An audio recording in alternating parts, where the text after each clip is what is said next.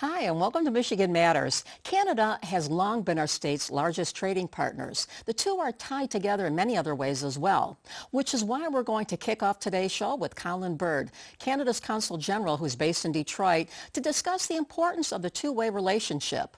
We'll also get an update on the Gordie Howe International Bridge, and we'll talk about those tariffs.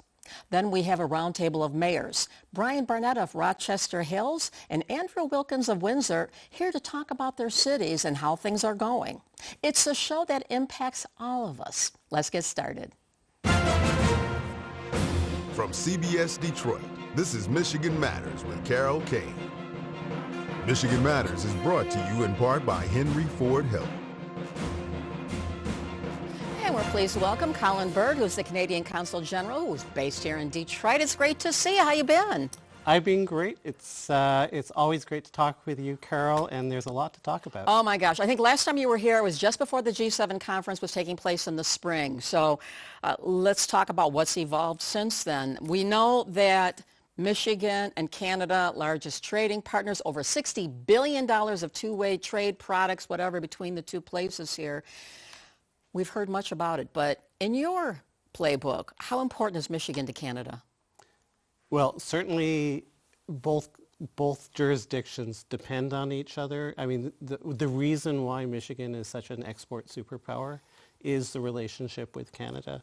The size of the market right next door, you've got the economic hub for the 9th largest economy in the world, within an easy day's drive of Detroit.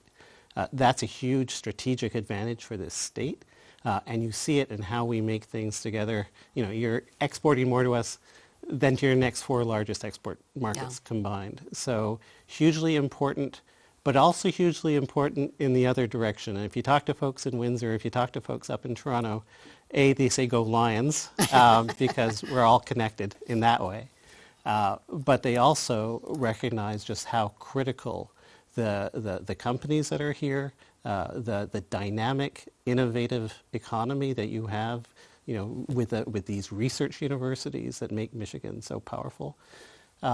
It makes what we do here in the Midwest able to outcompete the rest of the world, and that's what we try to do together. Since the tariffs coming out of the White House earlier this year, things have been a little dicey. There's been friction between Canada and the U.S. ever since then. In fact, Governor Whitmer was in Toronto giving a speech at the Empire Club on October 1st. She talked about the tariffs' impact here in Michigan, the negative impact, and how important Canada was.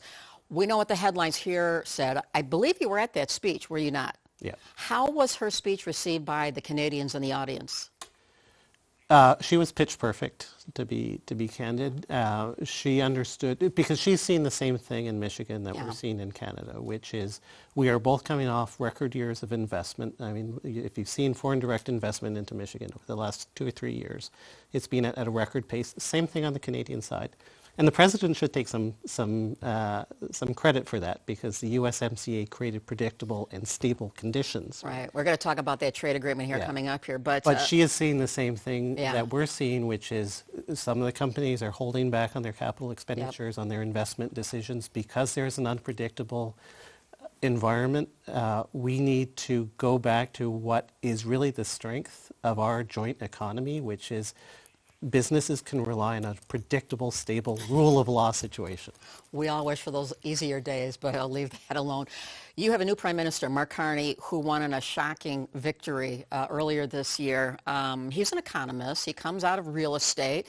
So does our current president. They know a lot of people in common. Yes, one would think so. So I know that your Prime Minister was at the White House recently talking about things. I'm sure the tariffs, I'm sure the upcoming trade agreement, which is expiring.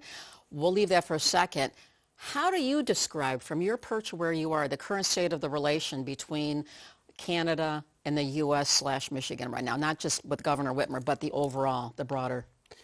Well, I think we're in a fortunate place where we have the president and the prime minister, I think, respect each other.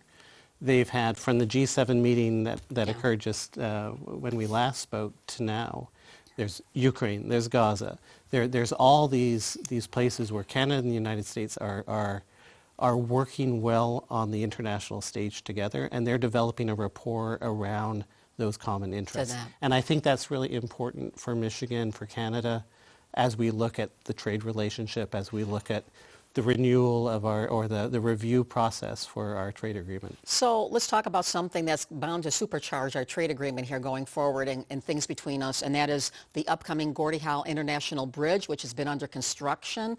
It is going to open sometime in 2026. Early 2026. That's it, early 2026. Okay, what will be the impact of that, do you think? Well, there's a huge impact in our reputation around the world. So the fact that we are reinvesting in our infrastructure on both sides of the border, the Gordie Howe is going to be a signal piece of that. 6 new lanes of traffic connecting us, a superhighway to superhighway connection. Hugely important message to the business community that we're open for business. Yeah.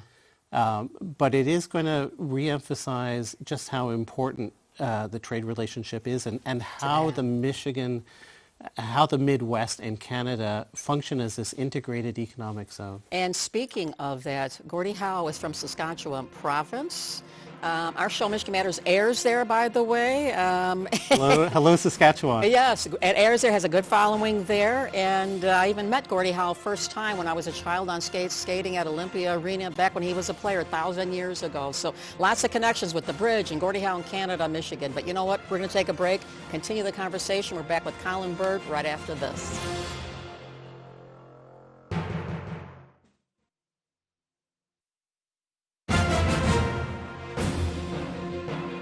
Welcome back to Michigan Matters. We're talking with Colin Bird, Canadian Consul General, who just informed me we're also on an Ottawa as well, Michigan Matters. Hello, bonjour, bonsoir, all that sort of stuff. So in your job, you're in charge of Michigan, but a couple other states, right? Yep, so I have Indiana, Ohio, and Kentucky in the mix as well. So really an integrated group of states that are very closely tied to the Canadian economy. But Michigan's your favorite, right? We're based here, you know, and your we wife's live from here. Wait, your wife's and from my here, wife right? is a Michigander by origin. Well, there was an event this week, I know you were at, the governor was at, down at Michigan Central Station, where they talked about a new transportation hub coming. And the headline involving Canada is that with the expected train service that will be hopefully coming on board there, no pun intended, sometime in the near future, that there will be a Hamtramck coming through to Detroit that would potentially go to Windsor and then on to Toronto. Is that a good thing? And will that bring more trade, do you think, too, in business? They're looking at potentially another 66,000 passengers if that link is made. I know it's up and down that train line from Toronto down to Windsor. There's a lot of interest in that potential.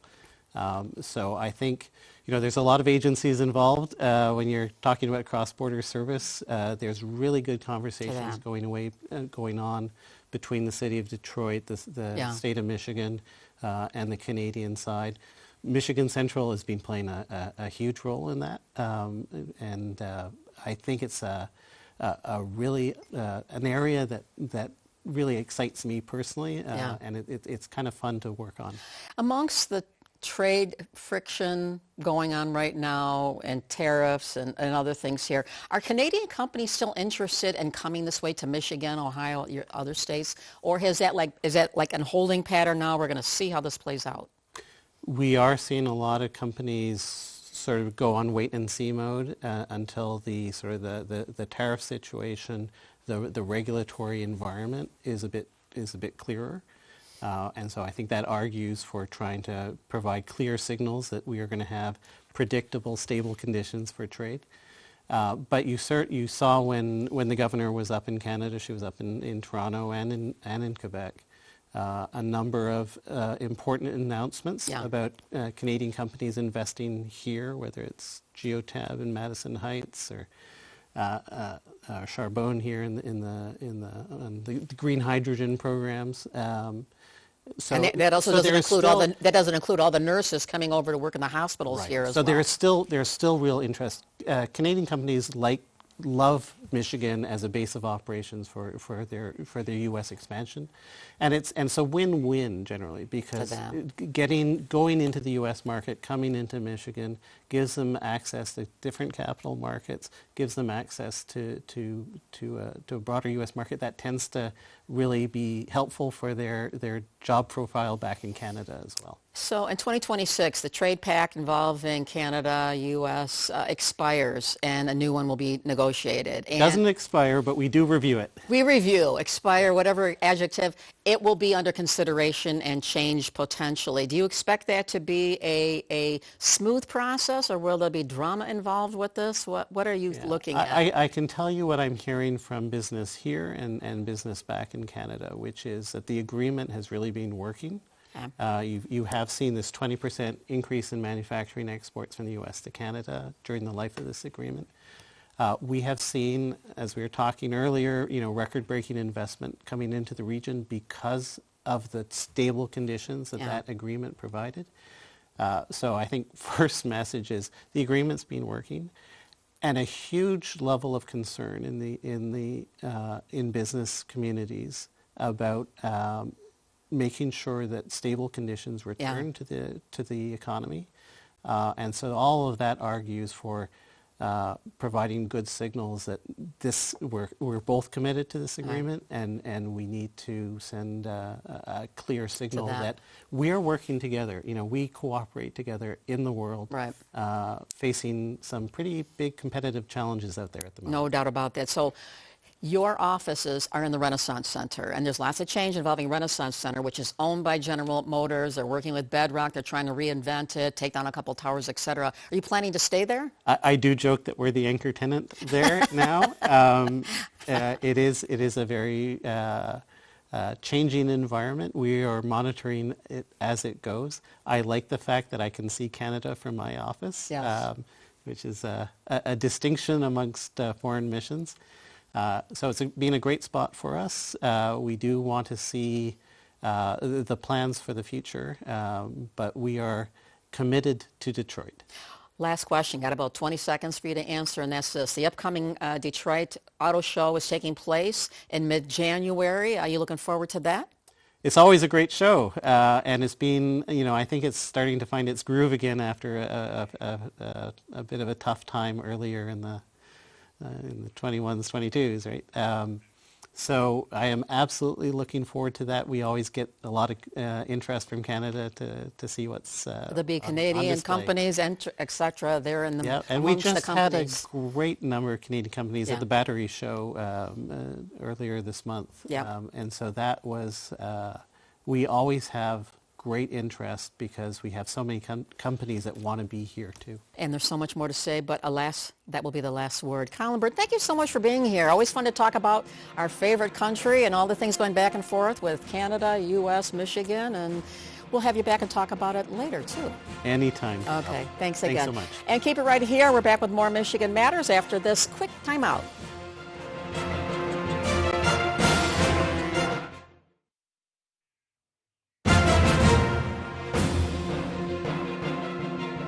And we're back. I'm talking with the mayors as we say hello to Brian Barnett of Rochester Hills and Drew Dinkins of Windsor. Boy, oh boy, so much to talk about here. Mr. Mayor, it's great to have you here for the first time. Nice to be with you, Carol. Well, and you're just right across the river there, and it's a huge city. What is actually Windsor's imprint? Well, Windsor's a city of 250,000 people, but in our county we have almost 500,000 people. We are the auto capital of Canada, much like the Detroit is the Motor City. We hold that title in Canada, and we're also a huge exporter in our county of produce. We have the second largest amount of greenhouse area anywhere in the world in Essex County. So when you go to a Meijer, Kroger, or Costco over here, look at the peppers, cucumbers, or tomatoes, there's a big chance that they've come from just over the Canada's border. impact is everywhere here. You bet. And I should ask this question, Rochester Hills, how many folks? Yeah, we're just under 80,000. We described ourselves as the Windsor of Southeast Michigan. No, we obviously continuing to grow, great community, as you know, Carol. I'm really, really proud to be part of it. The one thing that we all share here is the tariffs which are impacting everything, businesses and the such. And Drew, let me start with you, if it's okay to call you Drew. Sure. With the impact of everything with the tariffs, how pronounced is it still? These were launched in the spring. They're continuing on. How are businesses? What are you hearing? Well, we still are operating in that environment of uncertainty, and that's where every family doesn't like to operate. Businesses don't want to operate under that type of environment. It's like, tell us what the rules are. Tell us what the framework is, and we'll figure it out from there. And so what it's had in my community is a chilling effect. It's had an impact in terms of job loss as businesses don't make investment, as they look at where the best place to spend their money is, and when to do it. You know, they're looking for that certainty and that environment where there's stability. I know, Brian, you have been keeping in regular touch with your businesses, and I believe you did a survey, too, in your neck of the woods of businesses on this whole issue of the tariffs. And as this now has been going on for months, any update? Well, you might not think it would be a local issue, but what the survey of our business community showed us is that that's exactly what it is. I mean, it's these smaller businesses that are trying to understand the landscape, as Mayor Dilkens mentioned. That uncertainty is devastating. Most of our businesses have cut back on all capital investment in this year and in 2026. Did you ask about inflation as well, or was that just tariffs? Most of the focus on tariffs, because that's kind of the factor that we were trying to get an understanding of how much it was impacting them. That's where we felt we could have more impact with a voice. One side benefit of this is that, you know, I didn't know Mayor Dilkens before this issue, and we've been all over the country, in both nations' capitals, speaking side by side, talking about the challenges both in Rochester Hills and Windsor, because we're so interconnected. Well, after the tariffs were announced coming out of Washington, Canadians were not happy. There's been other verbiage back and forth with the administration, what's going on with Canada. We'll leave that be. The fallout here closer to home. Visit Detroit Clouds Molinari told me that tourists coming from Canada had dropped over 30% on the Metro Detroit region here. And I know also, back when the Grand Prix was taking place, you pulled out of as a sponsor, correct? As a result of this and the friction and the fallout. And it hurt me to do that. You know, Bud Denker and the folks who run the Grand Prix put on a world-class event. We have been proud sponsors for years, but I could not see my way to recommending to City Council the continuous sponsorship of a U.S. event when the President of the United States was threatening to make Canada the 51st state. And that was the time when I had to make the decision. And so that rhetoric still continues. I'm not sure that we believe it in the same way today, but it still is causing Canadians and people in Windsor to say, I don't want to spend my money in the United States. Given 2026, there's going to be the opening of the Gordie Howe Bridge. There's the new conversation about the trade pact between the countries. Do you expect to come back in the Grand Prix? I do. It's an amazing event. It's an event that we appreciate, and I think we will be back. It just has to be the right time. And that Gordie Howe Bridge announcement that's coming, it is the type of event, symbolically, but also just because of the sheer magnitude of that investment. It is a type of event, Carol, where you would normally have a President of the United States and a Prime Minister meet in the middle, shake hands, and open that piece of infrastructure to celebrate the trading relationship and the friendship that we've had for hundreds of years between the United States and Canada. I think at this point in time, all of that is in jeopardy, but I'm hopeful before the bridge opens, we can find a resolution that makes that type of event possible. And I would say that the consternation, the frustration is solely at the federal level. It's not at the local level. It's not business to business. It's this uncertainty that filters down, and it's why the language is so challenging at the federal level, and why I think, you know, Mayor Dilkens and I want to see this the talk continue. Our President and Prime Minister were together this past week. That has to continue. We have to get to a level of certainty. How big is the Canadian company's imprint out in your neck of the woods? I mean, it's huge. I mean, we have a lot of people that live in my city that work in Windsor, and vice versa. And so, you know, there's no closer trading partner for us in our city. And when you know, not just here talking about Canada, but just tariffs in general, you know, 4 out of 5 companies in my community get something from overseas, some product or some purchase. They aren't solely, you know, based in the U.S. And so 85% of my community, of my companies, are impacted by this, and it changes every single week. It seems like. You know, last week it was, you know, kitchen countertops and pharmaceuticals. It's like you just never know, and that's the hard part. If you're trying to pencil out how much your product is supposed to cost in 6 months, it's impossible. Yeah. Well, we're going to take a quick break here. Continue the conversation. We're back with more Michigan Matters after this little break.